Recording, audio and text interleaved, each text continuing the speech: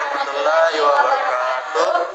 Kami dari kelompok 3 ingin mempresentasikan potensi dan penyebaran sumber daya pertanian, perkebunan, perikanan, dan peternakan untuk ketahanan pangan nasional. Perkenalkan, nama saya Bayu Aditya Kairan. Perkenalkan, nama saya Rafika Fadillah. Perkenalkan, nama saya Salsabila Maulidna. Saya Nur Mutahara. Saya Sarina. Saya Syahrul Pratama. Baik, di sini saya akan menjelaskan tentang potensi dan sebaran pertanian Indonesia untuk ketahanan nasional. Sebagai salah satu negara yang termasuk dalam wilayah tropis, Indonesia memiliki potensi pertanian yang sangat baik, terutama untuk pertanian tropika. Salah satu produk pertanian tropika Indonesia yang berpotensi menjadi andalan adalah produk pertanian segar dalam bentuk buah-buahan dan sayuran. Potensi pertanian Indonesia antara lain yang pertama, keanekaragaman hayati dan agroekosistem Indonesia memiliki potensi sumber daya alam termasuk plasma nutfah yang melimpah. Mega biodiversity darat Indonesia merupakan terbesar nomor 2 di dunia setelah Brasil, sedangkan bila termasuk biodiversity laut maka Indonesia merupakan terbesar nomor 1 di dunia. Hal ini dapat dilihat dengan beragamnya jenis komoditas pertanian tanaman pangan, hortikultura, perkebunan, dan peternakan yang sudah sejak lama diusahakan sebagai sumber pangan dan pendapatan masyarakat. Baik, yang kedua lahan pertanian. Indonesia memiliki potensi ketersediaan lahan yang cukup besar dan belum dimanfaatkan secara optimal. Data dari kajian akademis yang dilaksanakan oleh Direktorat Jenderal Pengelolaan Lahan dan Air Kementerian Pertanian pada tahun 2006 memperlihatkan bahwa total luas daratan Indonesia adalah sebesar 192 juta ha terbagi atas 123 juta ha atau 64,6% merupakan kawasan budidaya dan 67 juta ha sisanya atau 35,4% merupakan kawasan lindung. Lahan pertanian dengan berkelanjutan adalah bidang lahan pertanian yang ditetapkan untuk dilindungi dan dikembangkan secara konsisten guna menghasilkan pangan pokok bagi kemandirian, ketahanan, dan kedaulatan pangan nasional. Lahan pertanian memiliki peran dan fungsi strategis bagi masyarakat Indonesia sebagai negara agraris. Lahan pertanian menurut BPS atau Badan Pusat Statistik terdiri dari lahan sawah dan lahan bukan sawah. Yang pertama, lahan sawah adalah lahan pertanian yang berpetak-petak dan dibatasi oleh pematang saluran air yang biasanya ditanami padi sawah. Lahan sawah terdiri dari A. Sawah irigasi, B. Lahan sawah tada hujan, C. Sawah pasang surut, D. Sawah lebat, E. Polder dan sawah lainnya. Yang kedua, lahan bukan sawah adalah semua lahan pertanian selain sawah, terdiri dari tegal atau kebun, ladang atau rumah, dan lahan yang sementara tidak diusahakan persebaran hasil pertanian. A. Padi atau beras, B. Jagung, C. Ubi kayu atau singkong, D. Kedelai, E. Kacang tanah. 2. Potensi dan sebaran perkebunan Indonesia untuk ketahanan nasional.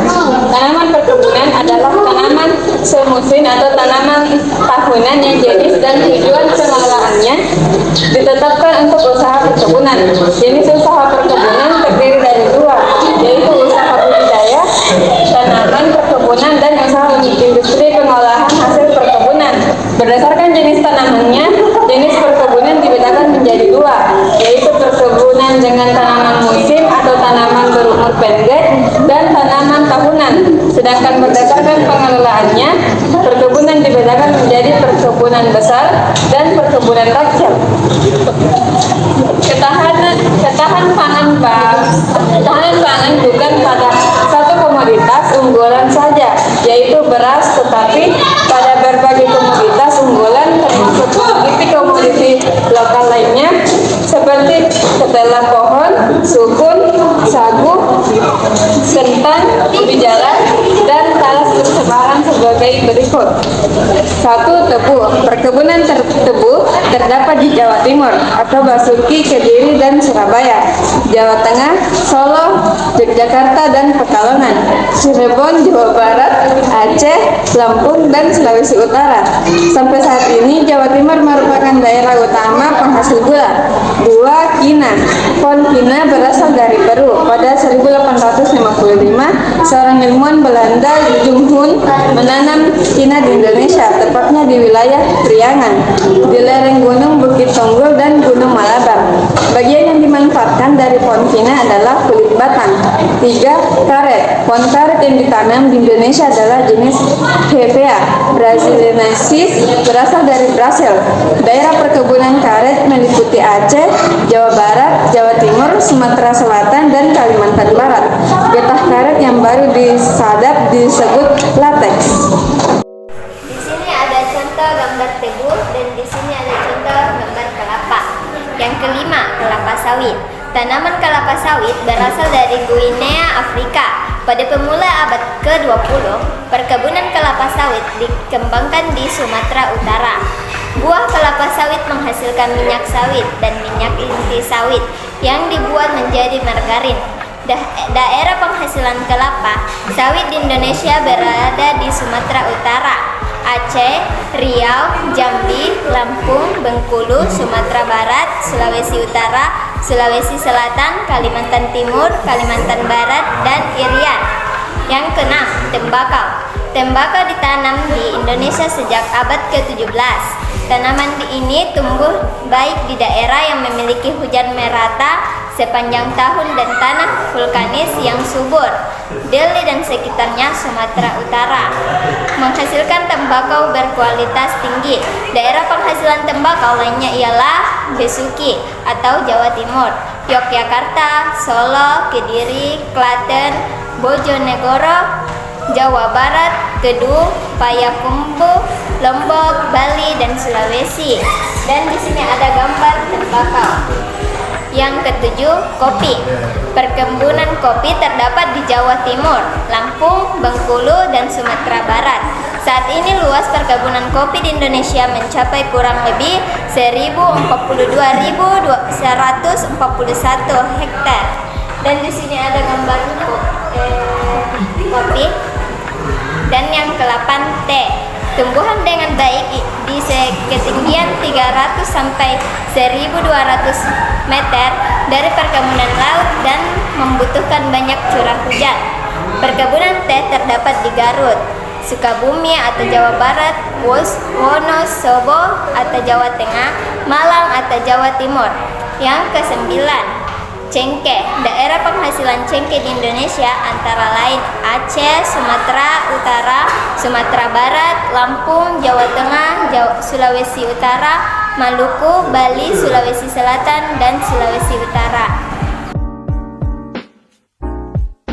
Potensi dan keamanan perikanan Indonesia untuk ketahanan nasional. Di negara Indonesia ini ada beberapa cara dalam pemanfaatan sumber daya perikanan, yaitu perikanan tangkap, budidaya perikanan, teknologi, atau industri perikanan. Perikanan tangkap adalah semua kegiatan untuk memperoleh ikan di perairan dan tidak dalam keadaan dibudidayakan dengan alat atau cara apapun, termasuk kegiatan yang menggunakan kapal untuk memuat, mengangkut, menyimpan, mendinginkan, menangani, mengolah, dan mengawetkan.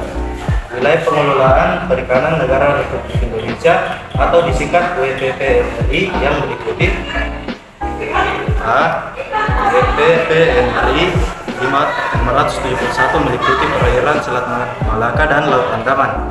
Yang kedua, WPP NRI 572 meliputi perairan Samudra Hindia sebelah barat Sumatera dan Selat Sunda. Yang ketiga, WPP NRI 272 meliputi perairan Samudra Hindia sebelah selatan Jawa hingga sebelah selatan Nusa Tenggara, Laut Salu, dan Laut Timur bagian barat. Bagian keempat, WPP NRI 711 meliputi perairan Selat Karimata, Laut Natuna, dan Laut Tiongkok Selatan. Bagian kelima, WPP NRI 712 meliputi perairan Laut Jawa. Bagian keenam, WPP NRI 713 meliputi perairan Selat Makassar, Teluk Bone, Laut Flores, dan Laut Bali. Bagian ketujuh, WPP NRI 714 meliputi perairan Teluk Tolo dan Laut Banda. Bagian ke-8, WPP NRI 715 meliputi perairan Teluk Tomini, Laut Maluku, Laut Halmahera, Laut Seram, dan Teluk Barau. Bagian ke-9, WPP NRI 716 meliputi perairan Laut Sulawesi dan sebelah utara Pulau Halmahera. Bagian ke-10, WPP NRI 717 meliputi perairan Teluk Cendrawasih dan Samudra Pasifik. Bagian ke-11, WPP NRI 718 meliputi perairan Laut Aru, Laut Arafuru, dan Laut Timur bagian timur. Daerah penangkapan ikan atau nelayan tradisional dan modern antara lain Sumatera Timur atau Bagan si api-api, Bengkalis untuk jenis ikan terumbu, sedangkan ikan tenggiri, cumi-cumi, udang, rumput laut, dan ikan layang-layang ditangkap dari daerah Laut Jawa, Selat Sunda, Pantai Selatan atau Cilacap, Selat Bali, Selat Flores, dan Selat Makassar. Kepulauan Maluku atau Ambon menghasilkan tiram, mutiara, dan tongkol. Adapun peta potensi perikanan dalam RPJMN 2015 sampai dengan 2019. Yang keempat adalah potensi dan persebaran peternakan Indonesia untuk ketahanan nasional. Peternakan adalah kegiatan membudidayakan dan mengembangbiakan hewan untuk mendapatkan keuntungan dari kegiatan tersebut. Tujuannya adalah untuk mencari keuntungan dengan menerapkan prinsip-prinsip manajemen pada faktor-faktor produksi yang telah dikombinasikan secara optimal. Kegiatan di bidang peternakan dapat dibagi atas dua golongan, yaitu peternakan hewan besar seperti sapi, kerbau, dan kuda. Sedangkan kelompok kedua yaitu peternakan hewan kecil seperti babi, kambing, domba, kelinci, dan lain-lain. Peternakan hewan besar adalah peternakan yang memelihara hewan yang berukuran besar, misalnya kerbau, kuda, dan lain-lain. Yang kedua, peternakan hewan kecil.